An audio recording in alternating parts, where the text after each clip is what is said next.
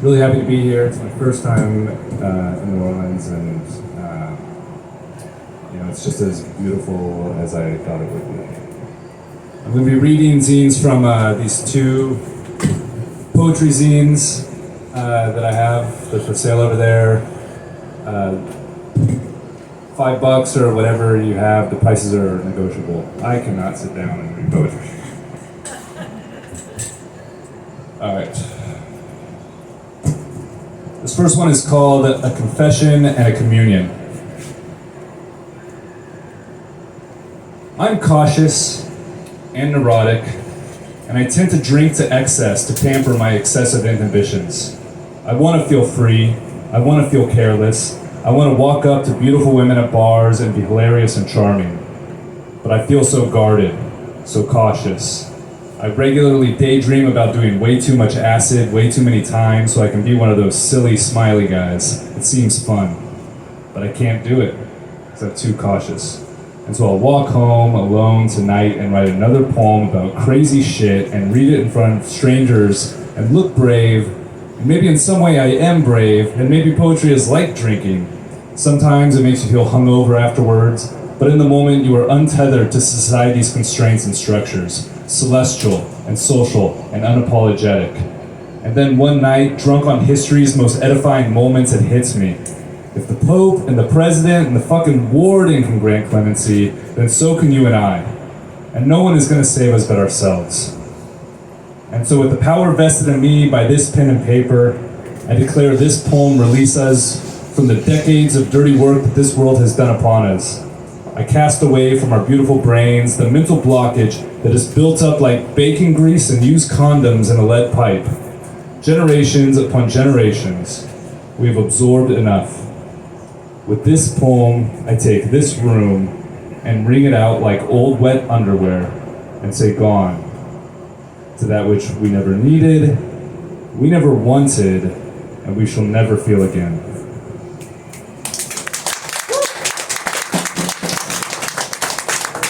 This next one is a 100% true story. It's called The Meeting. One Wednesday morning, Lockheed Martin called.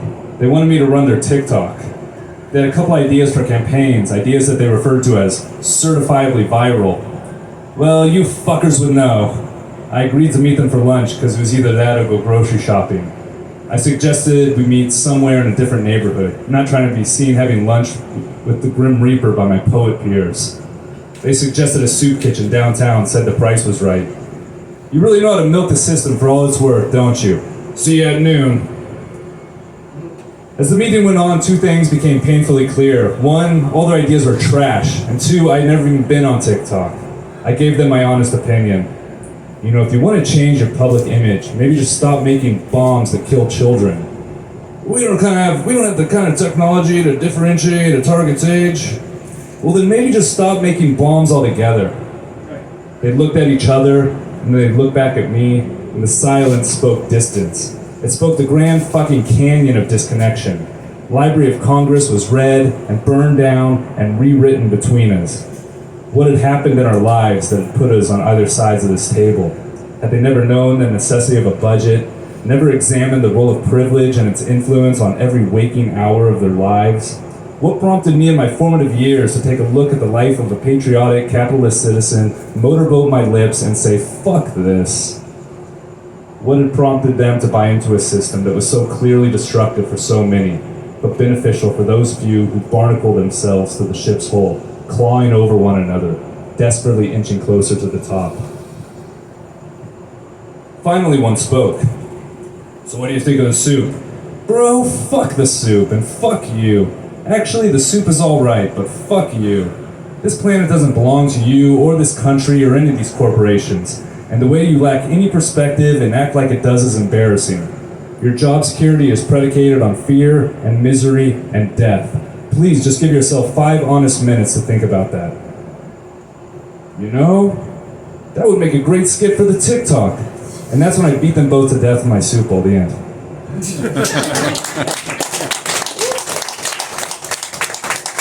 This story is 100% fiction. None of this happened. You gotta cap off a bender with a bang. If you whimper off to bed, the hangover wins. That weekend's grand finale was going home with a lovely lady friend, stripping each other's clothes off and doing living room karaoke until the downstairs neighbors booed us off the stage by slamming their fists into their ceiling. I'm still lactating, you know. If you suck enough, milk will come out. It'll make you hard. I haven't drank animal milk in 20 years. It'll probably just give me diarrhea. A classic example of multiple things being true. Luckily, the diarrhea didn't come till the next day at work. Or maybe it was just a hangover taking a victory lap.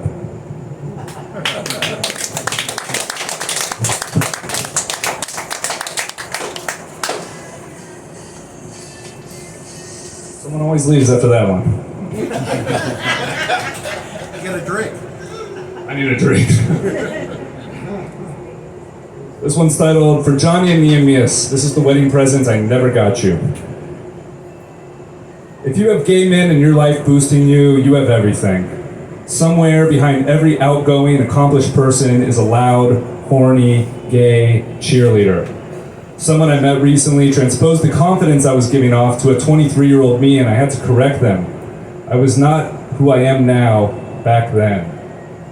And the only difference I could really ascertain was the amount of loud, horny, gay cheerleaders I now have in my life, and their tireless boosting. Beautiful hairy men, unafraid to express themselves, inspiring me to express myself. When I was a teenager, I went to a lecture presented by the Gay Straight Alliance. A speaker said something to the effect of, if no one in your life is out, it doesn't mean you don't know gay people. It means people don't feel comfortable coming out to you. This fucked me up. I had grown up with queer relatives. I had watched my uncle and his boyfriend succumb to a mysterious virus before the age of 10. In memoriam, I attended the AIDS walk every year, and I wore the gear to school, much to the confusion of my sheltered suburban classmates. Imagine the mid-90s in the devil's nutsack of the Los Angeles suburbs. 10 years old with a sweater that read AIDS Walk 94. But then as a teenager, I didn't have this community around me. I felt shame. I'd let my uncle down. Years inevitably go by, and I don't know if I changed or the overall culture changed, most likely both to various degrees, as that is what happens. But I feel honored and thankful to have so many people of so many identities in my life now. Cherish these horny men. Let them know you appreciate them. Even if you prefer the romantic company of women, just occasionally. Send them a picture of your dick. They deserve it.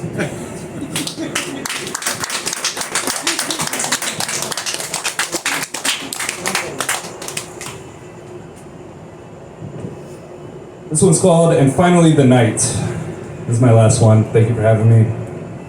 You have time. Like how much time? 5 minutes. This is a 5-minute poem. All right. It's not, but this is the last one I'm going to read. Just read it really slow, I guess.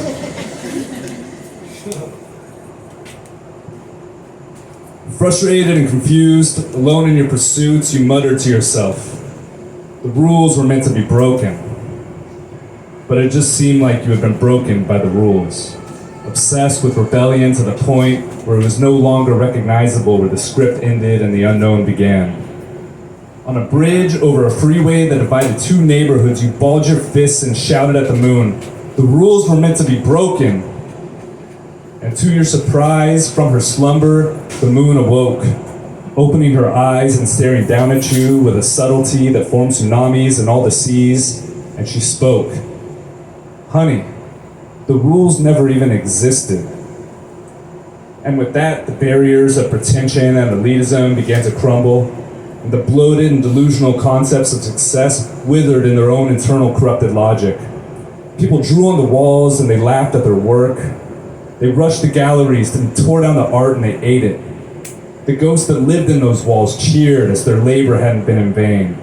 And then there you were, and you were a child, and you entered a crowded room holding a guitar, and you banged your hand down on the strings, and you screamed at the physical capacity of your young body. And in the room there were members of multiple generations, and they smiled and understood, and you felt accepted. And finally, the thrones and pedestals were all reclaimed and disassembled into raw materials. And with this new abundance of resources, people made tables and chairs so everyone could sit and work and think. And there you were again, and you looked just like you do now. And for the first time in your whole life, you actually seemed happy. The anguished cries of discontentment, all but a distant memory. The future, a blessing. And the hardships that will come, merely temporary setbacks in a life of endless possibilities. Thank you. I will not be redundant. I'm just going to jump into some poems here. I also have shit for sale, if anyone is interested after this. Let's see.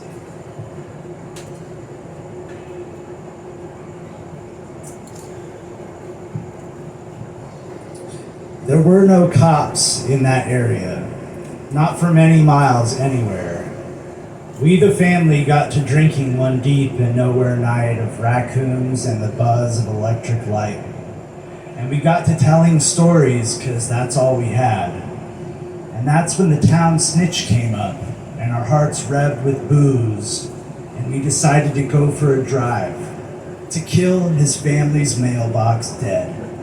The moon was there the whole time egging us on, as we with tools from Grandpa's workshop drove by quite slowly. The crickets chirped and the forest was black and alive. And we battered and bludgeoned the big country-sized mailbox to death, hatcheted and defunct. In the big moon night, knocked clean off its post. Dead among the pine needles crisscross over the pavement. And we roared off on the winds of our success. And maybe that was the last time we'd be a family brought together in such a way. And I miss my brothers. Did they miss their mailbox? They must have seen it coming.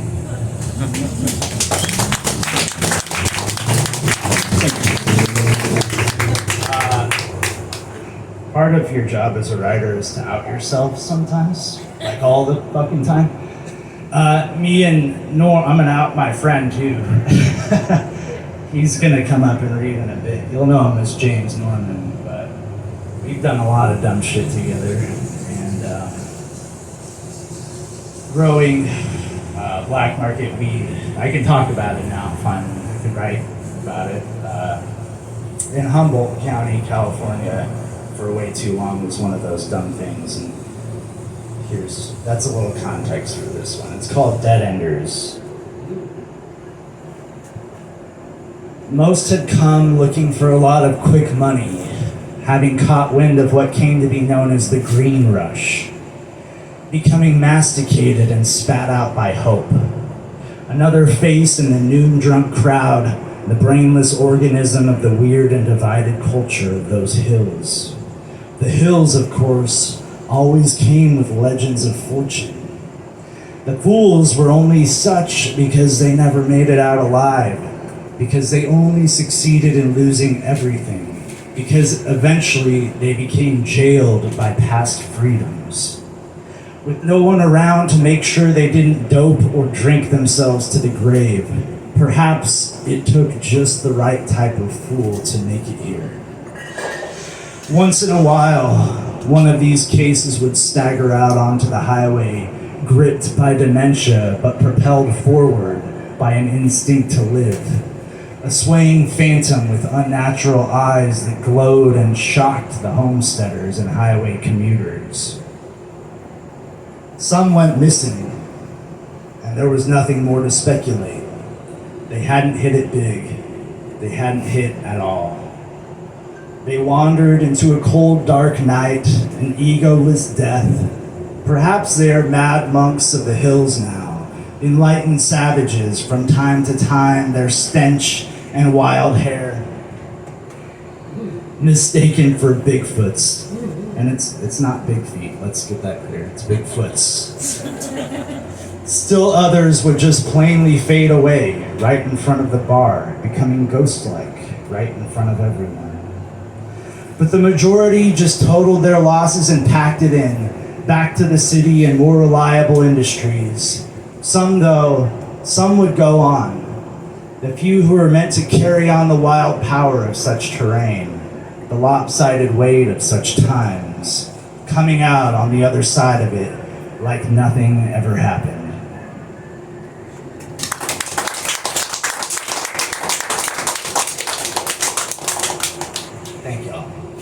happy to be here. I love this fucking town. It's only my second time here ever. Cheers to that. What else we got?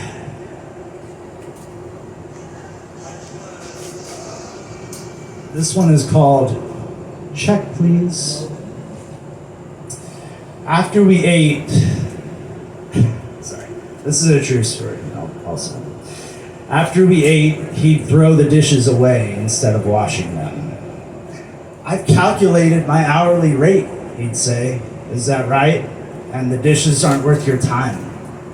Yep. What? I've calculated my hourly, and my time is worth more than these dishes any day. And out they'd go, a new set of plates into the garbage. He'd tell me of his hen suiciding right into the mouth of his 2 German bird dogs, an awkward leap from the fence post straight to certain death, and how he choked his neighbor unconscious in the middle of the road one beautiful day, a day of hummingbirds and wild roses, for reasons I never quite understood, arousing his girlfriend at the same time in a natural act of treachery. He played sad songs on his baby gran and spoke of vague government conspiracies and drove with his bird dogs around the island, ripping a bong from between his legs as he coasted along. One day he was showing me around when the neighbor screamed at him from out in a large field of grass. "You don't belong here! You don't belong here!" Over and over, in a voice all detuned with fear. He couldn't escape the choking incident on this wild and trapped island. I stayed on a while, but the business was bad. And one day I just grabbed whatever I could carry and walked away. It was a small island with only one road, and it didn't take long for him to find me hitchhiking to the ferry. In a show of well-wishing, he pulled over and rolled down his window saying, "Looks like you could use a ride, partner." There was some drama among my people. They said his blood was bad, the one with the wit and the golden smile. He said their blood was bad. He dropped me at the ferry and I never went back. I followed the money and let the rest sort itself out.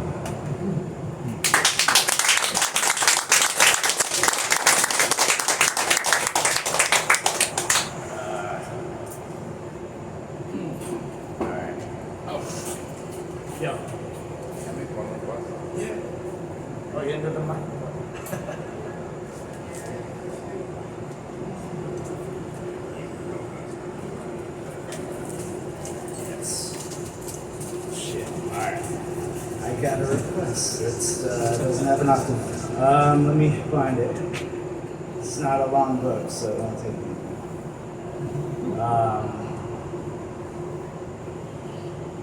Sorry. Intermission, y'all.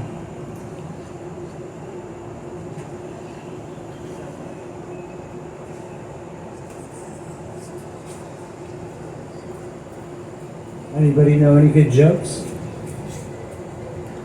No? No? Come on, somebody.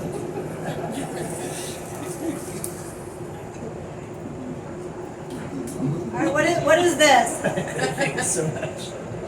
Does anyone have a guess of what this is?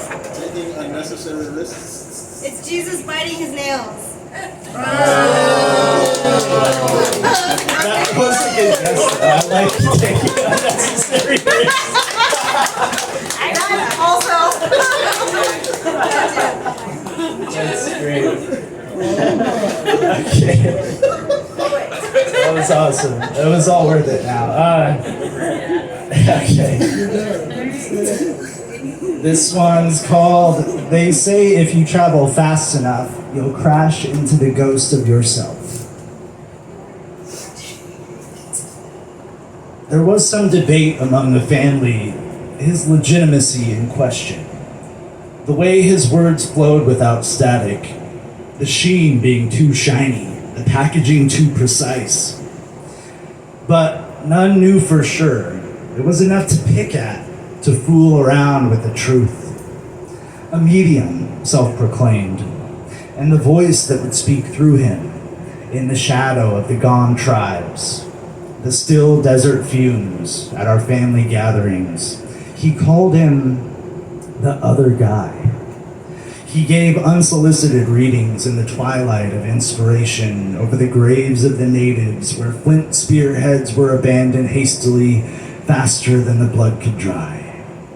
And in that magical hour when the veil came up, the other guy awoke and told me that if I were ever to sail far from land, that I should gaze into the reflections on the surface of the sea, and perhaps I would behold a past life. In the light there, flickering like synapses where the moon cuts you deeper than hope. As I had once existed as a poor and lonely fisherman, treading around in a small peasant vessel, a pontoon made of drums, a happy, stupid, simple life. I took it all quietly, and I never forgot. And one day, I would indeed become a sailor. Not a very good one either. But there were nights when I recalled his words, and as I looked out off the stern at the ancient darkness torn with foam, and among all those holographic stars, I would wonder if we moved fast enough, would I indeed meet the ghost of myself? A ghost, some ghost, a ghost-stricken ghost of a ghost, perhaps? I thought if we moved fast enough, the other guy's prophecy would have to come true. But then we never did anything but trudge along, slowly with commerce, through the push and crush of the ocean, too slow even to catch up with that old worked-over peasant pontoon, carrying the ghost of my fish over the ghosts of our stars. Thank you. I'm going to do one more. And this little number is called Albert and Not Howard. His name is Albert, but all night I'm calling him Howard. He never bothers to correct me, but just keeps throwing wads of crumpled up bills at the bartender and saying, "Another round for the house, sweetie." And each time she points out that his drink is still full, he drains it in one gulp to prove her wrong, and then smiles proudly the one front tooth he has left up top. With two feathers stuck in the band of an old cattleman hat that was once a solid shade of white, the old-timer, Albert, and not Howard, informs me that he's just sold his ranch for $2 million, or maybe it was 10. The numbers begin to fluctuate between drinks. He puts back Crown on the rocks, and I tequila as always, and now here we are, far from any god, but with the fix in hand, feeling all the magic of a night that's been full of trapdoors, telling us that facts are just words that are sometimes true only when the timing is just right. But then time moves fast, and Al's story is too big for facts anyway, and his worth too great to even recount with any accuracy. The legend is alive. It is happening all around us. We're spinning it for and about each other. There is something tragically slow and naive about everything abandoned to this single bar town. Al holds up a 20 to my eyes. "How much?" he asks. 20, I say. And then another. "How much?" 20, I again tell him. "I can't see good. How much this one?" "That's 100, Howard." When he locates the 100, he tosses it on the bar. "Another round for the house, sweetie." Despite the incoming wads of cash, the garbled stories of ranching and horse roping, and the wild and benevolent spirit of Albert and not Howard, the bartender, still uncharmed, hasn't come to appreciate being called sweetie. Time and time again, reminding Albert of her name. As he hovers way out over the edge, wild blue and bright eyes, crystalline with untethered wealth, a sudden uncontrollable wealth of possibilities. A cold, wind-blown landscape scoured over by the elements, shaped by the sky, a smoothly polished stone. And he's ordering everyone drinks faster than we can put them back. And the young bartender, finally forfeiting the old-timer's bankroll, tells him, "All right, man, you're done here," even though he can't get up from his stool with any certainty. So, me and another guy with a runaway beard and two desolate and lonesome eyes carry the old-timer out of there, each grabbing him under one leg with an arm slung over our shoulders like he's small-town royalty with feet too prized to grace its streets. And we take a bunch of money out of his pockets. Everything has slothed into chaos by now, and any sense of order would only be intuited as fraudulent. And I pay for a hotel room for him and lay him down in a bed in a room across the street, shining a golden invitation out across the night, where he curses us, determining us both motherfuckers as we lay him down and asking of us, "Well, where are the women, for fuck's sake?" We leave him there, cursing and paralyzed with too much crown. In a clean white linens and a warm golden light buzzing from the bedside lamps, and back at the bar, someone tells me a story of proof of God. And I, in turn, tell him one of proof of alien life. And after that, there isn't much to be said. All right. I would like to give some gratitude to the gentlemen who are touring in the Southeast. Thank you for thanks Jonathan for having me. I chose some things tonight, and I think I'll stay disciplined to time, and hopefully you enjoy some of this stuff. I didn't bring my reading glasses. Here we go. A lot of my work is untitled, and then the titles are loosely fitting. They could fall off at any moment. Here we go. Also, if you see any artists out here sketching, they're with me. I'm grateful for those things. Thanks for coming. All right. First one is going to be untitled. Child faces could be a working title. I see the child born to confusion, commanding peace from war-sore warriors. Blood spilled in birth should be praised at least as much as praised for war. The stars assured that the child never walked alone, street lamps never a companion, all scars heal. The hands of a warrior at peace should be praised at least as much as is praised for a timely knockout or successful campaign. Confused, the child finds himself a man. The community will have to decide what to do or what the future of this one will be. No thirst for blood.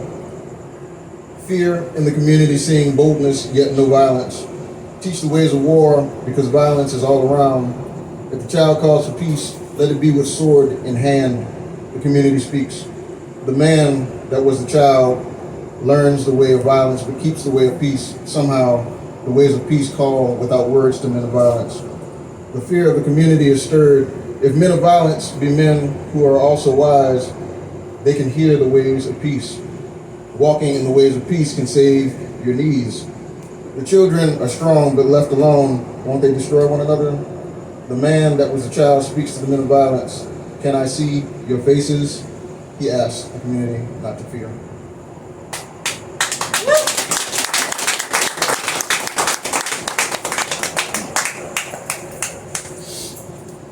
My apologies first.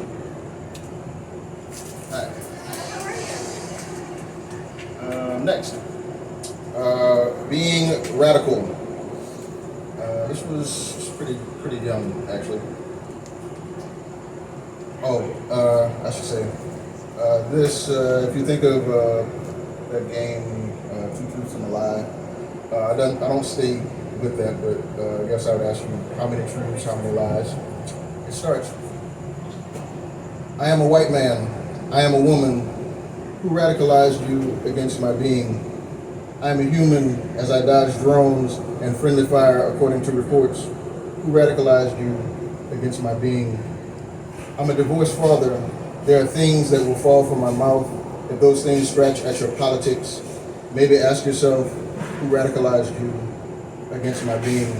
When a person's existence eats at the ick in your politics, please ask, before you spill your tea leaves in a hot summer of confusion, what do I believe? Let me check the updated list. We believe in third-party extended warranties, all feel-good laws, ambiguous interpretations, yet unenforceable. The election year runs cold, and existence is all we have. Sit and stare awkwardly now. Nothing to sell. We wait to see if orders and promises will help our existence. Smell what's cooking. I won't ask the hard questions. Please ask yourself, who gains when you are radicalized against my being?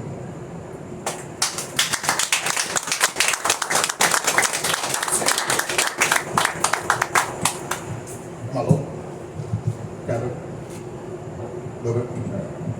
All right. I'll stand closer. Better? Yeah. All right. So, at first I thought I would read things old and new and kind of pair them, but I think what I decided on was just to kind of read some stuff. And some of these things I'm gonna just run into each other, so bear with me. Holding things until in the throes of arguments, carving benign critique into sharp barbed heated darts, maybe holding it to find the ways to bring it out at just the right moment, pulling the levers, pressing the buttons, curating the perfect crowd to pull out all of our worst displays. My question is always, to what end? If it's just to win the crowd of wishy-washy but annoyingly intelligent humans, more power to you. My brother, my sister, the warranty on the one hearts of humankind is not what you think. Check the history. Next is Fear of Failure, working title.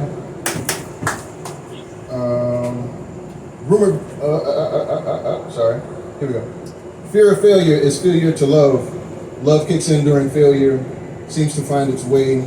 Rumored blind, both love and justice. Justice, a meandering lover who seems to have eyes all over. Love finds the gaze of justice now and then. Frustrated at love's appearance, the hidden appetizing features. How on earth, Mars, or heaven is justice to find fidelity? Love's forsaken arms will not be unheard. Love does not boast of hips that claim to keep justice in line, simply a name that arrests, calls to, justice hears, finds the way. Failure to love is easy. Justice must learn if justice learns. If I learn to find a way, love frustrated at my appearance, loving me all the while, finding what I hide, loving my truth.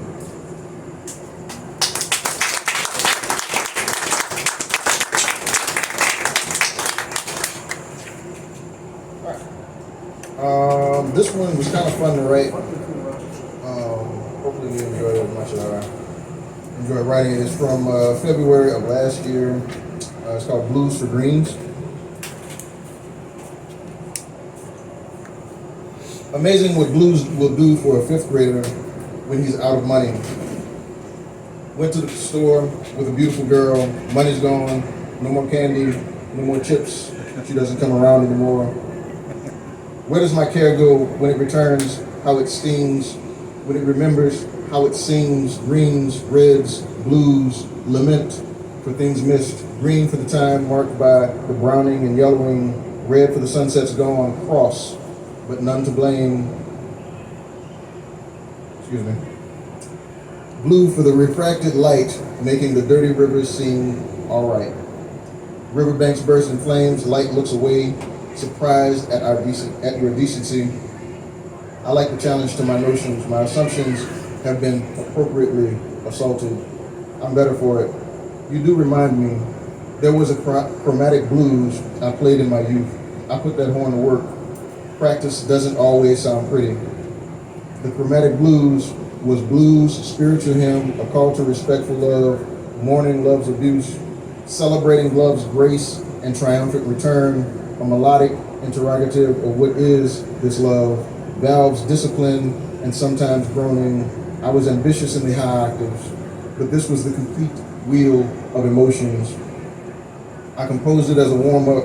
It began to bleed, then it cried. I mourned with mourners. As we wept, we found a way to be kept among promises never promised and so many unreturned. We kept each other. The embrace of this chromatic blues rings in my ear, sings to my heart, informs my love. When I'm feeling low, it's as if I'm feeling high at the same damn time, wheeling my emotions plumb, loving me back from numb, heart wrung, tears sprung, soul spun, loving me back from numb.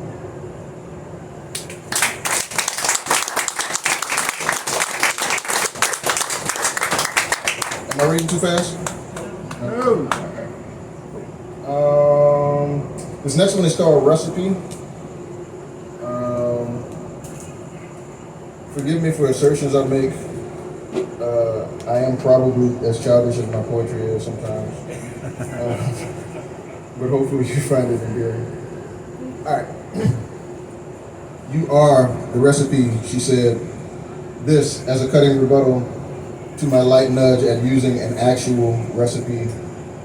But can I extrapolate the context?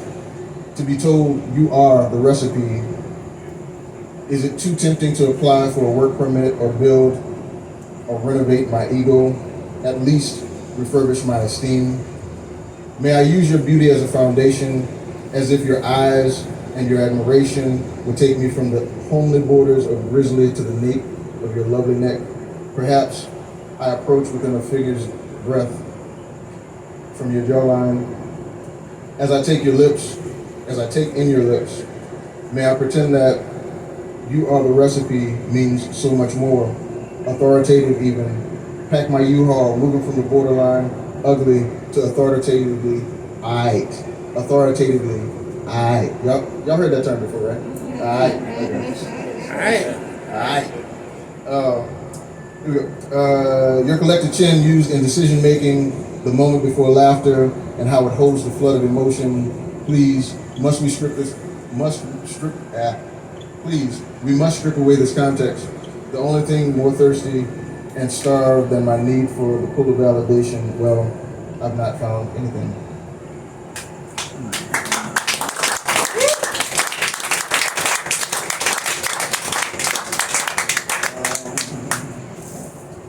Doing good on time? Yeah, yeah. All right. This started out as 2 poems, and I have blended them. Here we go. We'll try. Intellectual love as a utility. I want so badly to be an intellectual, says the voice in my head, cross-examining any positive strides I've made, reasoning away impulse and compulsive norms, letting the beauty that surrounds me go undisturbed, past my selfish desires to possess. In my hands, they'll surely find that being plucked was a temporary honor. My admiration could not sustain life. Love as a word of utility means everything and nothing. Other words of utility, mama, dada, oh God, yes, no? To the baby means everything, all expectations, mystery, ecstasy, pain, extinguished hopes, hope deferred, misery and joy, everything and nothing. To the adolescent, add adult nuance with a frame not ready for the weight of the world. Knees buckle, mom, dad, God, love, everything and nothing. Age into adulthood, never actually leaving our adolescence. Knees still buckle, but we've learned from mom, dad, God to be aggressive, BEAGGRESSIVE, be assertive, right or wrong. If you've got the gumption, learn your function, don't be an ass. Coping saws are cheap and you'll need to cut it out and cope with what's left, because love is everything and nothing at the same darn time. When they ask me what's happening, I always say too much, not enough at the same darn time. Love as art? I don't know. but that stealthy existence, unheard, unpronounced, actionable, turnaround realization. Wait, could it have been? Wow, that was something.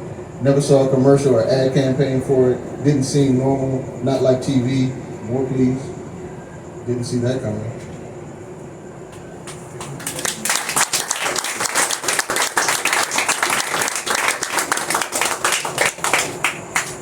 So these I'll read back to back because they're shorties, but they kind of deal with the same stuff. I'll say untitled because that's gonna be a while before we get a title. All right. Sometimes we hide behind the right actions, never arresting the evil thought that we don't want to admit comes from troubling prejudices or assumptions that we don't want to further investigate. Why? Because it would expose the hidden places and we're not yet brave enough to be found out. If someone sees me improve, it's not as vulnerable as seeing me actively improve upon my nastiness. To be fair, when you discover improving upon your nastiness, it's not like people discover you improving. They just discovered your nastiness, and they can imprison you there. So busy denying racism that we don't acknowledge the self-preservation of a healthy prejudice, one that forms naturally where the drunken lean and scowl of Uncle Freddie and his beatings or harassment help us to form a healthy way of seeing the drunken lean scowl in the streets. Watching the formation of ill intent aimed in our direction, prejudice that is a natural and less informed by extremes of gossip and grand conspiracy or propaganda, we deny ourselves the ability to heal or simply survive as a species. And I guess what I would add to that, I don't know what the finished poem of this is going to be, but my question that I'm asking myself and I'm attempting to kind of observe and answer is, what if racism, fascism is basically human behavior, but the only way we can see it, because we're so intelligent, right, is if color or some kind of something is involved in it to kind of help us to see what we're doing to each other. So that's the question I'm wrestling with that piece and kind of life. I mean, it's kind of like since I was a little bit. So, anyway, that's that one.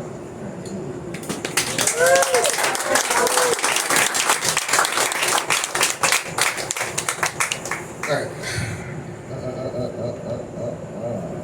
Well, get to them. This working title was Dang, like D-A-N-G, and I haven't really, I've only been able to say dang with it, so dang. All right. Make Believe You Still Love Me one more time. I sang it as a child, performing to the glee and chaotic laughter of the adults. Sang it with conviction, never knowing I'd grow into those words so earned by the truth too hard to admit. Make believe when the truth is too true, tears no longer roll, they just sit and stare out. I guess they're tired of rolling and just as curious to see what's next. I confined myself to a creed, trying my best to be your everything. I pretended not to the end of deceiving you. I simply hid the human weakness until you could discover nothing more than my pitiful. You know what? Let me try that again. Sorry. I confined myself to a creed, trying my best to be your everything. I pretended not to the end of deceiving you. I simply hid the human weakness until you could discover nothing more pitiful than me at my worst. I'm very sensitive to disappointment. I feel yours. I shielded you from the slightest pain. Now your disappointment and my inability to affect it collide.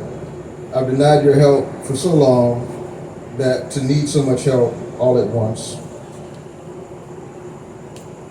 That's what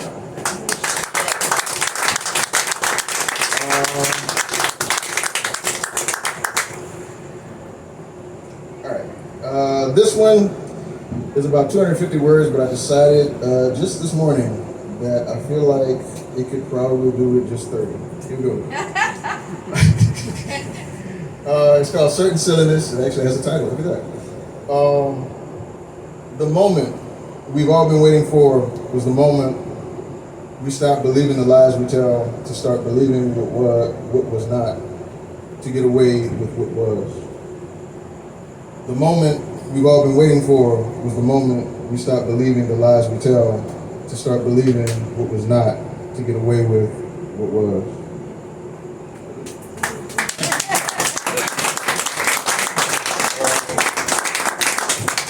I can tell you there's some people in the audience that have heard me just like go, just talk.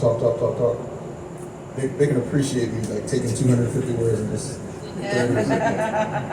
All right, last few. How I'm doing on time? One more? One more minute? Okay, one more. Okay, this one, shorty. Two brands is a working title.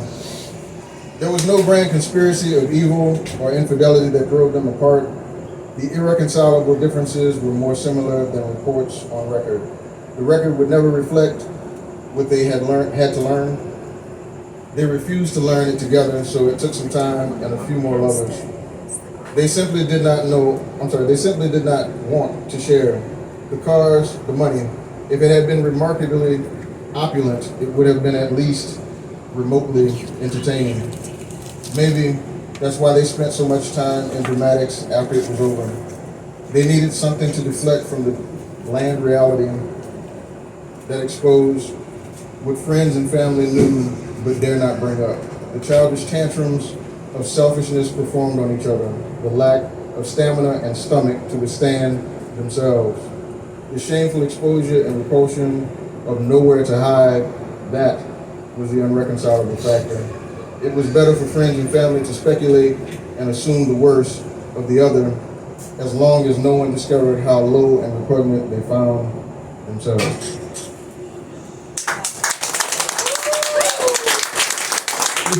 And I wanted to say thank you very much to JP. That was awesome. It's very kind to come out for people traveling and support them by coming up and reading, you know. Could have hung out at home. And I'm sure more people know you and are here to see you than us. And also to Daryl, who got me on this damn tour, you know. And Walker, who just showed up, who I've known for a long time. Yeah, they're both very talented. But now you got to deal with me. All right. And I don't have all that. I got 5 poems. If 5 poems turns out to be too much, you're more than free to boo me off stage before that. I'm also hard of hearing from years of construction, so you can throw your beer at me, and that'll probably do it even quicker. This is a love poem, the only way I know how to write them. It's called Love in the Age of Chimeras. You have more people in your life, but it somehow makes you lonelier. Zuckerberg is the new colonial emperor of the binary wastelands of tomorrow, and he is making sugar plantations of your minds. There is a drug for every damn thing these days. A drug promising numbness, a drug to make you less nervous, a drug to forget how rotten things are, a drug to keep your dick hard or pussy wet, a drug to help you remember how to smile convincingly. High blood pressure drugs that cause diabetes. Diabetes drugs that cause high blood pressure. And you can read about the newest lawsuit on another clickbait internet adverts. People are marching in the streets. Most of them aren't protesting though. They're just walking around and buying more shit they don't need. Despite all this, I see a certain spirit in your eyes. I wake up and gargle aseptic blue nectar and it burns the lies out. I crawl back to bed. You are there to meet me, sighing, hot with lingering sleep in the grand effort of renewed consciousness and what we do next. Even old Zuck will never bear witness to.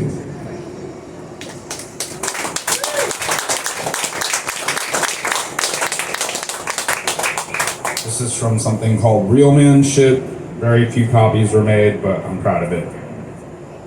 It's called Family Heirloom.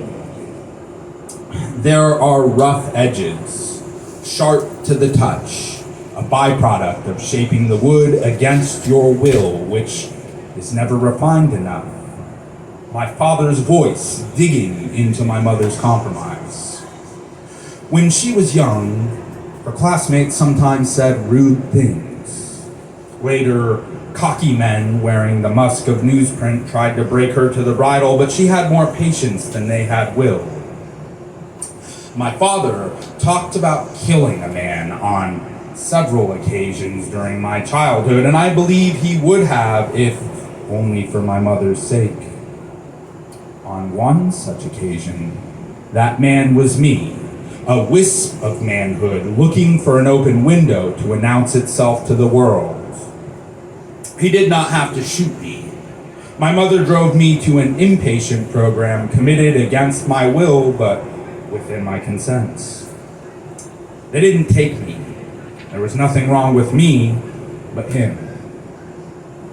I have never been afraid of the violence that comes from the outside.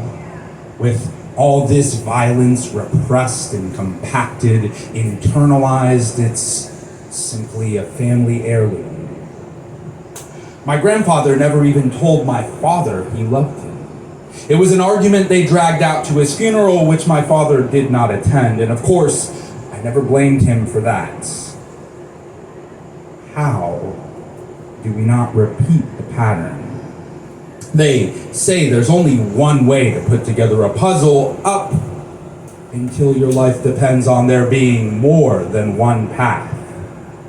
The machine grinds wood down to will through violence. Then the rough edge of the sandpaper softens the sharp edge where the surface terminates. No more machines, no more will necessary. Patience, compromise. You have to feel it in your palm. The fingers know, the heart knows. We must know somehow as well. My dad occasionally talked about killing a man. Instead, he finally killed a child, made a man out of that. I am that man. He was also that man. So what is love between us men? It isn't a form of knowledge, but perhaps it can be a form of acceptance. I accept the child in both of us, abandoned waifs paying rent on their masculinity in a pain with no proper outlets. The broken puzzle of masculine love would settle for one path, a place where any piece fits. And I can feel it in my palms, how roughness can soften sharp edges until generations later it's polished just by the handling of bare hands. The slow erosion of consistent, gentle touch. Canyons are a tedious process requiring the intimacy of water. The sky's tears tell a story in the stone. That story is forgiveness. The sky's tears wash a mountain clean down to the bone. The way men love men. By the time the stones are smooth, who will even remember how we got here, where they came from, who carved their name as maker?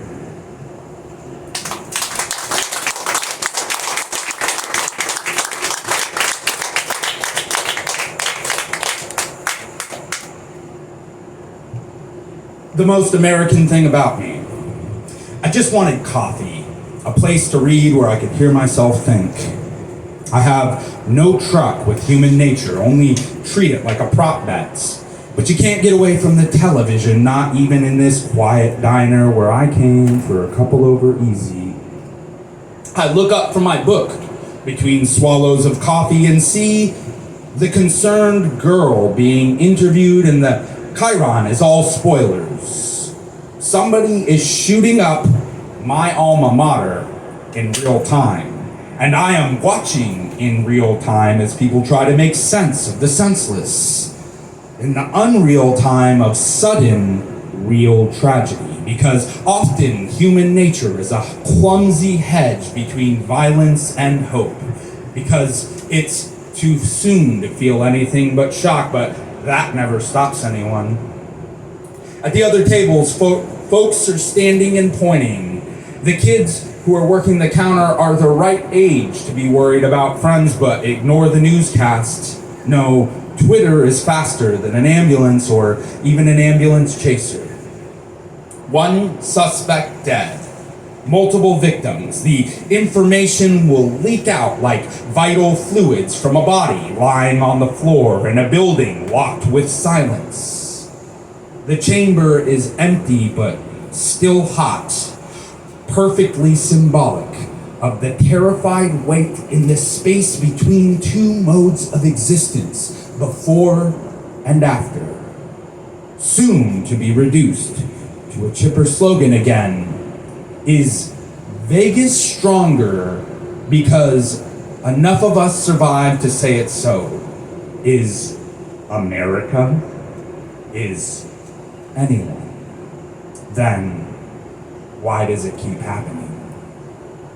The rest of us talking, always talking like prayers or curses or magic charms that will not protect or condemn. You cannot argue with the television. Don't worry, I won't. Instead, I try to imagine the coffee leaking through a hole in my side. I imagine the stigmata of youth and the entire potential life, as they say, that can evaporate into a headline. Think pieces stuttered through before they can even read the rights. Some holy sense of righteous anger overwhelms me and nothing happens. But my chest hurts, where the imaginary heart falters. How unlikely this entire planet. How likely that we take it all for granted anyway. Today, they shut down the airport. Tomorrow, they'll say there's nothing they can do. Ambulances on a television screen like some shorthand for the riddle we can't solve. They say it's only a matter of time. They say how long is the difference between life and death. Everyone's a rubbernecker, even me, stranded in Babylon. I'm afraid it's the only show in town. I just wish the spectacle was worth the whiplash.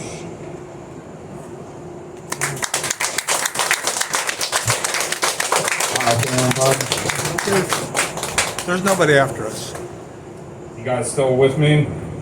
Yeah. Stop. Okay. My people are trash. I come from a long line of trash. I am inordinately proud of that, and I sometimes ruin dinner parties with that attitude.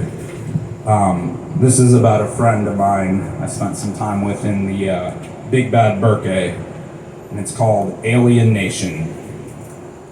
We all come from somewhere. The womb, the sky, a spare rib of God. It doesn't matter the creation myth, it's what gets done with it. Cruising the strip, driving up the incline that leads to the edge of the city. My buddy is armed, paranoid, upset. And he offers me a key dipped into a small baggie. I can't say no, or I try, and it doesn't work. And I realize I don't care. There is no retirement plan for old poets. Art is only profitable as piecework, and gangsters aren't so different. When you can't save the money, you gotta flaunt it instead. The side mirror is broken, but at least there are beers sweating in our lap. Not much to flaunt, but it's a good enough time. Our attitudes are enough to cover what our circumstances betray. We are a fistful of traffic violations, a night in jail, the pop tab cold comfort that doesn't make a difference once the heat comes down. All it means to be an outlaw is a lack of better opportunities, the way a dishwasher picks up smoking because it's a surer path to a break than just admitting you're tired. As long as the fortunate engorge themselves, there will be someone getting underpaid to deal with it. That's why we got the windows down, making the breeze work for free. That's why we call this lack of opportunity cruising.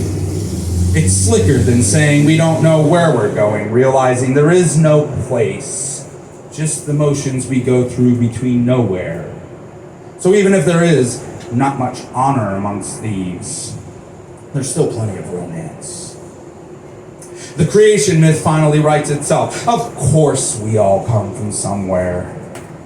A broken family, a broken heart, a broken system designed to function flawlessly.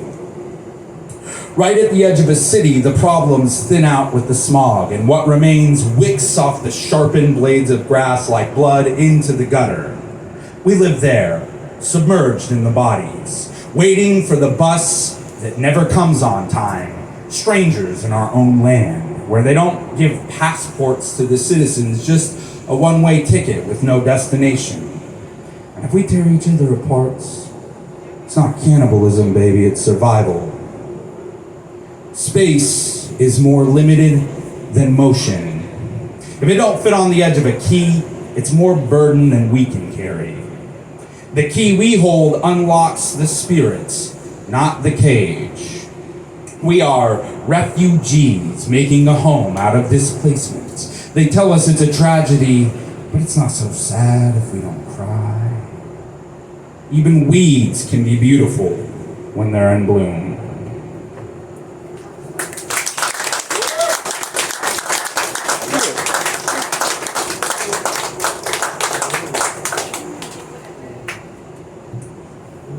I wrote this before the tour, and I'm reading it backwards for Daryl. So this is Atlantic City Part 3, How the Other Half Lives. Off the ship, the possibilities feel exhausting and endless. Only cash is lacking, the way these things go. An uncle in Maryland puts me to work with a power washer somewhere between charity and building character. Seabag is stuffed with cheap clothes that I set to ruining with deck stain. Walker and I are still buzzing with the first visions of a whole world, ejected from our hometown onto a container ship by the death of a friend. Imagine that. Lose your innocence, gain an entire world. Even the sea couldn't shake it out of us, in a storm so bad we walked like wine-drunk flies crashing into a feast. Ejected beyond equilibrium, I run into Sarah somehow, who has already fled her first marriage. He died, and the tragedy links us on a day drunk in Baltimore, where I lose Walker. We end up in soft lights under a quilt, where I try not to think of the angry Arabic man who put Walker and I on public trial in front of a Moroccan cafe for the neoliberal crimes of our fathers. Imagine, in spite of all this, the softness of first bumbling, groping collision lingers, although it's years later, we are more than children, but less than adults, not in limbo between stages, only grown up prematurely without earning it yet.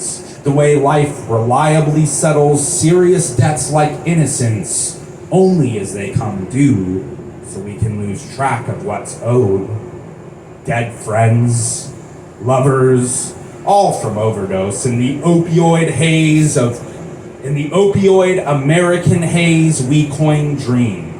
For the commercial campaign where drones reinvent war as a war game, played on the other side of the world by disinterested soldiers in primitive VR goggles.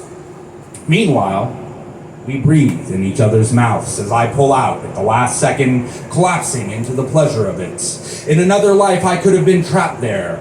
The way she looked me in the eyes longingly as I came into the sheets, as if daring me to crash land into an affordable domestic bliss. From that close, she even smelled like a mother, like Atlantic City sunsets. Candy and seawater, both sticky and lush, the shaggy, wet East Coast pine and maple forest after a damp downpour. We laid there wondering what to say. She only giggled. I only talked about my nonsense aspirations to be a great, if tortured, artist. The door closed behind us. The backdraft of tragedy sent us spinning outwards. Me to wash up on a farm and her another broken marriage. I went back to staining decks, jackhammering Texas caliche. Everything is big in Texas. Crossing the country on a Greyhound and then doubling back with my thumb, searching for the scent of pine and rain in the broken rock, which only smelled of a sparked fire hidden by the heavy exhaust fumes. I found everything I was looking for, and none of it helped. But it kept propelling me forward. Jobs, books, adventures, even criminal enterprises. Other lovers, more jaded, and none of it helped with anything but the man I am today. Big dreams born in small rooms, a hunch, an inkling, a prophecy, hot, heavy, and sharp as the breath stolen between kisses for 5, 10, 20 minutes, once, twice, more times than I can count. I had it all, and I still chose whatever was behind the next door. Thank you so much for your help.